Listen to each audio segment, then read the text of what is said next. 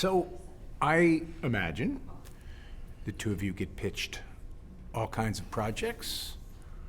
The idea of putting Bug back on, like, how do you sift through the number of things you could do and end up, yeah, you know what, let's do this, and let's do it now? Well, Steppenwolf was you finally got this up and running at Steppenwolf, and so we've really just been in a fight to try to get it to Broadway since then. Yeah, this falls in the category of something like a long we term. wanted to do. Yeah. As opposed to somebody coming to us with a thing and asking us to do it. Because it felt like unfinished business from pre-pandemic? Well, it felt like there was a reason to do the show again, given the state of the world. Mm-hmm. And it felt like, again, we had an opportunity to do it in a larger house, and we had to do an opportunity to do it with a director whose work I really admire, and Carrie. Carrie had aged into the part. She wouldn't have been able to play it when we first met, but she's now the age where she can play the part. And when we started it at Steppenwolf, we also knew we had in Namir Smallwood a very compelling Peter, and those Mike Shannon shoes are big shoes to fill. That was a memorable performance, and we knew we need to come at the play in a different way. We'd have to rethink sort of who Peter was, and Namir was just really, he joined the ensemble before me, I think, and firing on all cylinders and doing all that work, and he's just an extraordinary actor, very watchable. So, whose idea for Carrie to play Agnes? Mine. How'd that conversation go? You should play this part. I'm scared. I think you're old enough to do this now. What do you think? You want to do this? You want to take this on? But I mean, I'm told of all the female parts you have written in all of your plays, this was the one you most wanted her to play. Is that right? True? Who said that? I got more in me. I don't know. I don't know that that's true. Okay. But the timing of it was, I was just, like you say, I was kind of the right age to do it. I was in the ensemble. We had the chance to do it at Steppenwolf. I think, in fact, I had tried to do it a couple of times before, in just a few years before, a couple of years before, with some different actresses, and it hadn't worked out. And in the meanwhile, you kind of aged into the part. Right. So there are rules of engagement, any playwright and any actor, about how to interpret the words and the ideas that the playwright has written. How are those rules of engagement either intensified or changed in some way when playwright is married to actor? Well, I would say what's actually different is when we're working on a new play of Tracy's, he is very present in the process. And he's in the room with us. And he's reshaping the language. And we're like when we did Mary Page Marlowe together, we were talking a lot about that play in process. And you were doing rewrites. And this play is 30 years old. Yeah. And so he's done with it. He already wrote it. He doesn't have to change a word. He just comes in for fun now. And so it's very different when we're working on a new Tracy Letts play versus a published Tracy Letts play. But I just mean the process of, so when you're observing, and I imagine there are times where you would say to an actor, actually, let's think about this. It's no different when that actor's your wife? No. Tracy, I will say, having worked in these kinds of processes a lot with all kinds of people, is a very collaborative artist. And I'm not just saying that because he's sitting here. I think anyone who's been in the room with him when he's working on especially a new play would say that he is always willing to hear the best idea in the room. And he's not precious about the language. He is very much engaging everyone in that process. He's willing to throw out, to edit and change things if they're not working. He works very closely with a dramaturg. He works very closely with his director. And the actors are also part of that development. And I think that for actors working on a new play with Tracy, it's very satisfying because you feel invited into that world. You don't feel like he is the boss and you have to do everything he says. He's very open to our experience of doing the play. Is there any dimension that's different because you're married? No. Other than I don't think so. Access, I mean, the fact that we may have a conversation about it over dinner, Or he'll give me a note in the car ride home, Yeah, and then I'll have to right. go to the director and say, Just and act- confess that he gave me a note. just access. It just sounds very clean. That's We like each other. We met working together. Yeah. We're good at working together. We have good communication just all around, just in terms of marriage and life. And again, she knows I tell the truth. I'm not. Right. I don't have to. Yeah, She knows I'm not blowing smoke. that's true. Yeah. both ways. If you have something to say, whether it's praise or criticism, Yeah. you know it's the truth. Yes. Even with things I wear. See?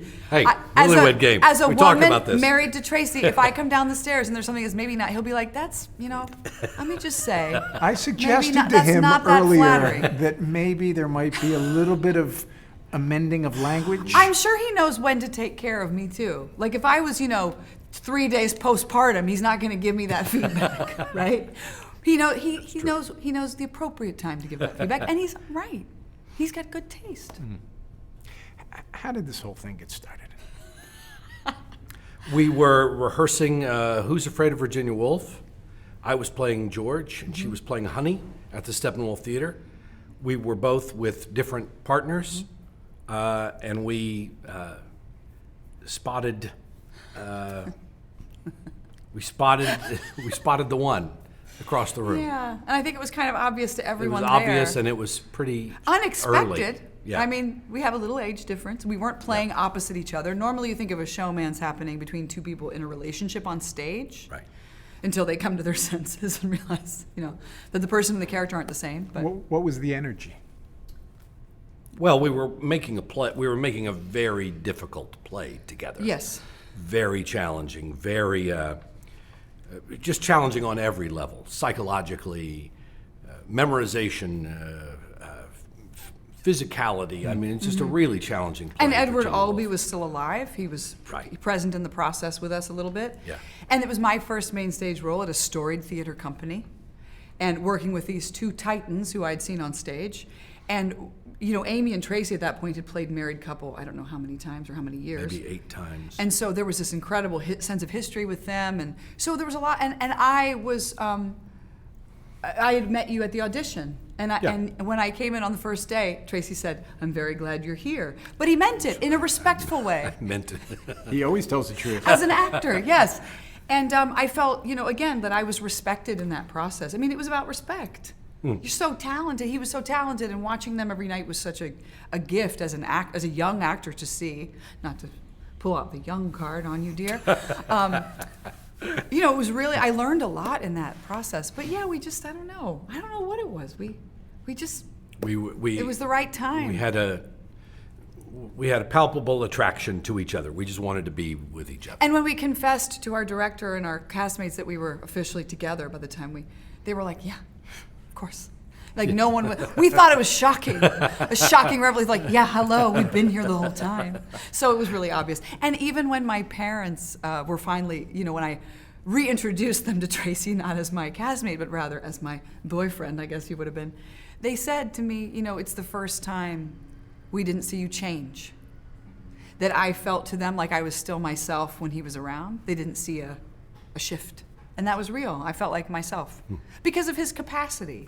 I was aware of Tracy's capacity to kind of hold my life. I would have heard that story entirely differently until I have kids who are Yeah, that now, you and know. that's all you want Yeah. as parents. You want your kid to be recognizable and authentic Yes. with their partner. Yep, exactly. Are you two opposites balancing or more two peas in a pod? Well, I'm catastrophizing and Tracy's holding hope. We're neither. We're not opposites. No. There are too many things we have in common. There are too many beliefs we share. There are too many. I mean, we have shared purpose with these children, and I think with our craft, with our careers, we have a shared purpose. Personality-wise, we're different. I wouldn't say opposite, but we're different. There's balance. You balance each other in some ways? I think so. I think that's a good word for it. Yeah, and we know, it's very obvious whose purview is what. She's unbelievable. She's just she does a lot. She's very busy. She's She multitasks. She does a lot. Are you a little more myopic? I am a little more retiring. I like to be the guy who is reading the newspaper while the women are making all the decisions. That's where I'm most comfortable. Old school. Yeah, maybe In so. a way, yeah, in a way. You do leave a lot to us.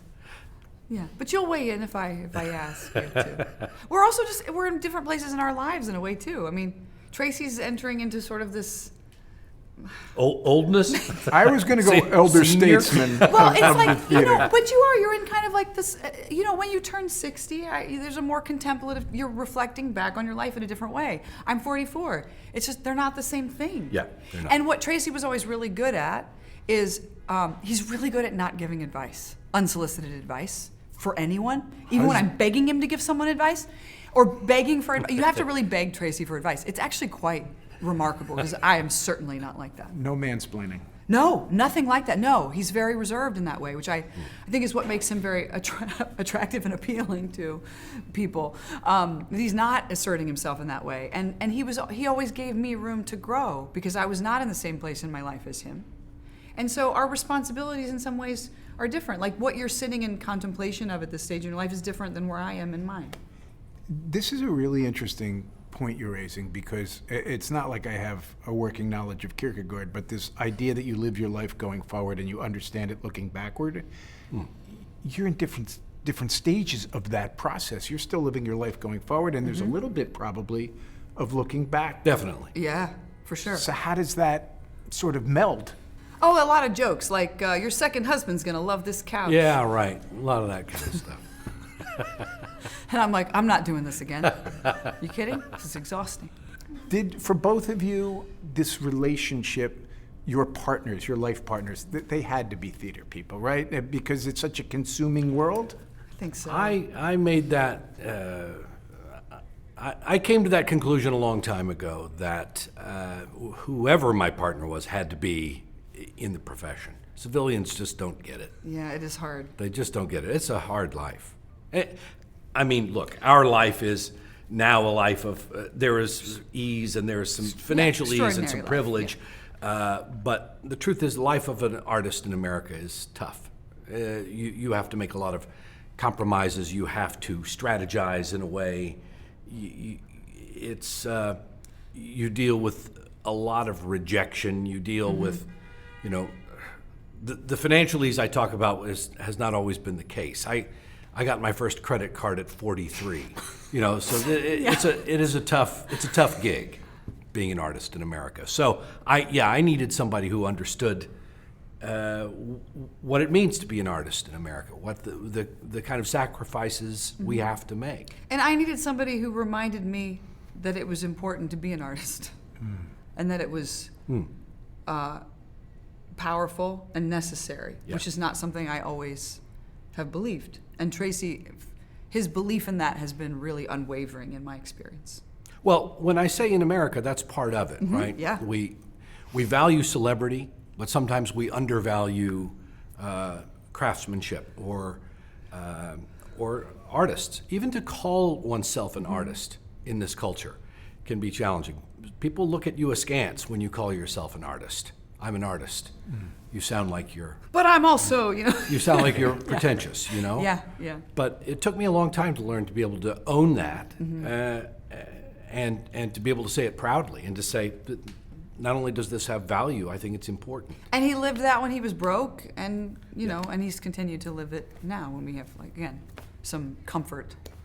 All right, so let's talk about that, because it is also, over the span of your relationship, especially the last 5 years or so in terms of what's happening with Carrie, I think I was reading some profile from 2018, and they were interviewing Tracy, and you were saying he makes all the money, and we're living a very traditional marriage. said because that. you That's did. funny. It was September true at the time. 2018. In fact, He's got the receipts. Yeah, no, I guess I did say that. Interesting. The He quote married was- well. What can I say? I should have had a prenup. but you were making bread Yeah. at the time. And you said, I think the quote was, he's earning the money, we're in a very traditional marriage right now. Fast forward. a lot's changed since September of 2018.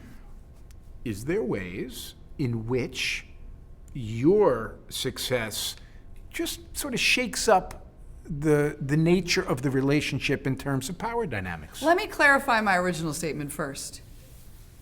A traditional marriage, as I saw it, I actually grew up with the example of a very egalitarian marriage. My father did the cooking often and the cleaning. He made less money than my mother. He was a business owner and she was a nurse and she worked night shift. So my understanding of what a marriage should look like had both people pulling weight. So I might have said that, but that's not my, it makes it sound like I had some understanding. But I will say this, yes, I think it has shifted things. Only because Tracy has always been, we both cook, right? I clean out the refrigerator. You're not going to do that, but Wow, I didn't think I was being taken that down was for going to not come up cleaning on out the refrigerator. CBS. But CBS, but like when He the will way, now. the best example of this is when the opportunity came for me to do White Lotus. I turned to Tracy and I said, "There's no way I can go away to Thailand for 6 months." Oh, you had a 3-year-old and a 6-year-old or whatever. And Tracy was the one who turned to me and he said, "We're going to figure this out." And he, especially that first 6 weeks I was gone, what Tracy was doing every morning, get the kids to school, he was doing dinner and bedtime every night and bath time by himself. So that was a really hard 6 months. I wasn't doing anything extraordinary. I was taking care of the kids while she was gone doing a job. But that's not the case in every, Maybe not so, every woman gets to leave their Still, family for I'm 6 not months. pinning a medal on my chest. No, for no, taking and nor care am of the I, kids. because I still have to clean out the fridge. But I also, look, we've all run into that guy in the neighborhood who's virtue signaling by Yes. all he does. And I'm detecting you were doing this because this is what one does when their partner has an opportunity. Yeah. And we both recognize, I think, because we share the same values in terms of the kind of work we choose to do. We know when the undeniable thing comes along, and we will both make room Yeah. for that to happen for That's each the other. thing. Sometimes the job comes across the transom and you go, Right. Well- this is the one we have to do. We'll Right. figure it out. So you were gone 6 months. Yeah. Vacations, trips, did you see each other? She came home Whenever I could. a couple of times for 3 times, I think. 72 hours. Sometimes to fly 24 hours, to be home for 72 hours, to then fly back for 24 hours, just so the kids could have eyes on her. For you, I know, high-class problems, but Yeah. it's real. You're not seeing your kid but 2 or 3 times your children. I mean, it must have been really difficult. Yeah, it was. It was. It was, and I think, very hard on, especially my daughter who's 3 and doesn't have as much understanding of time and what we do. Very hard for her. She didn't like to talk on FaceTime. It made her sad. I will say that when we get to the end of a period like this, we will check in with each other and say, worth it? Yeah. Was it worth it? And with White Lotus, we asked the question, worth it? And we were like, might have some long-term impact. borderline, borderline. Yeah. It was hard. I mean, all kidding aside, there is this calculus, right? Because had you not done your 6 months in Thailand, maybe you guys don't have Bug Quite plausible. on Broadway. Yeah. So it's worth it. On the other hand, you miss those 6 months and you're never getting them back. How do you do that calculus? Instinct. I mean, it's... there's always going to be an opportunity cost, which is my favorite economic term for how Yeah. to make decisions. Yeah, there's always going to be a cost to it. And we hope we can make up for that in the fact that we are with our children a lot. We do have, our schedules are not traditional, so there are many stretches where we're home every day. We take our kids to school every day. We make dinner with them every day. And our kids are being raised, let's face it, I mean, the worst adversity they're suffering right now is the fact that their mom was gone for a while. Otherwise their lives are very comfortable, so. And there were a couple of jobs that came my way while Yep. she was gone Yeah, that that I you couldn't couldn't do, which I would have done under normal circumstances, but Yep. just like, I'm not doing this. And there was 'cause a job- We're going to have one parent at least That's right. in the house. Anything turns. you regret? No, not at all. Never. And I came back and my agent said, and here's the job that we were hoping to get because of the White Lotus. And I was like, I can't do it because I can't leave right now. I just got back and I'm not leaving. Yeah. And so you have to make those sacrifices too, which everyone tells you, well, this is important for your career. And you're like, well, that's too bad because I got to be home now. Would you say if this hadn't come into your life, if you were a couple of actors at Steppenwolf in Chicago, would your satisfaction level with life be any different? I guess I wouldn't know what I didn't know, Yeah, right. you know? I think so. I mean, the truth is that I loved working at Steppenwolf. I love working at Steppenwolf. I love working on stage. It was a great place to incubate new plays. It was a great place to try new stuff. We have a great ensemble there. I mean, any place that you work at for a long time, the familiarity breeds contempt. And so, you know, there's good and bad about that situation. But for the most part, what a great gift to have an artistic home like that. And, you know, I'm so satisfied in my personal life, in my wife and my kids. My family is so satisfying to me. I can't imagine that I would be feeling, sitting in Chicago working at Steppenwolf with a beautiful wife and children, feeling like, oh, but I didn't get something I should have gotten. You I had don't- accomplished a lot still, too, by then. Yeah. And what you realize is like, can't take it with you. Like, what does it really add up to ultimately? And for me, I feel like every place I've been, I was like, this is good. I could stay here. You know, I was at the American Players Theater in Spring Green, Wisconsin for 4 years. Had they invited me to be in the ensemble, I might still be there now. But I got a role at Steppenwolf, and then I ended up in that ensemble. And I barely settled into that before my life changed again. And look, I know how to make chili on a Sunday and freeze it. Like, I know how to live on a budget. We could live on a budget if we had to.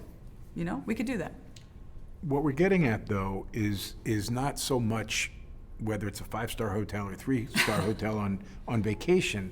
It's this notion, and I think it's also kind of a disease in our culture. People don't know what is enough.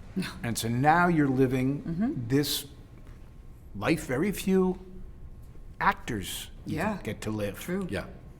And I'm asking you, are you still so rooted to the craft that this other stuff, it's nice. Who doesn't like money? Who doesn't like stardom? But that's not what is at the root of your contentment. Oh, definitely not. Yeah. I could say that, speaking for both of us, definitely not. I mean, White Lotus was a kind of golden ticket for Carrie, but not just because of career opportunity. It's a great show. Mike White's a great artist. She wanted to work with a great artist, right? That's the reason it wasn't just a money grab or career advancement. It was more than that. And I have to say that just goes into the calculus. I mean, the first thing when we have an offer to do something, the first thing we talk about are the practical considerations. Where does it shoot? When does it shoot? And then we talk about the script. Yeah. What's the script like? That's really the most important thing for us. How good is the script? How can I help tell this story? Is this a story we're interested in telling, and how can I help tell it? So I know there has been moments where you've both been, the Post, I guess, is something you were both in. Right. In terms of what's left, or maybe what's next, how much do you two talk about, and would you like to do something together as sort of male lead, female lead? I don't know. We just played a married couple in an independent movie over the past summer, and that was fun. It's really Carrie's movie. I'm not a big part of it, but I don't know. Our age difference maybe means that we're not great We're casting like, shouldn't for we a lot cast of someone married age couples. appropriate for him to play opposite him? Isn't that what we're doing here? Yeah, right. Yeah. But does any part of you want that experience?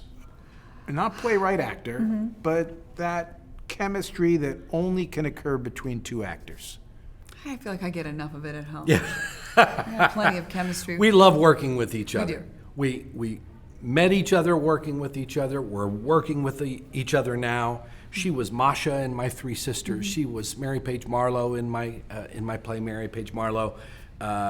We did The Post. We did The Sinner. We did this movie, Harmonia, this past summer. And we have a small production company. We're trying to get some properties off the ground. We're like one in which Tracy would be an actor, one in which I would be an actor that he wrote. So we are still Right. working together. We are trying to foster those opportunities for ourselves, but Don't feel like overly compelled to do scenes with no. you. We're not the Lunts. No. That's enough already.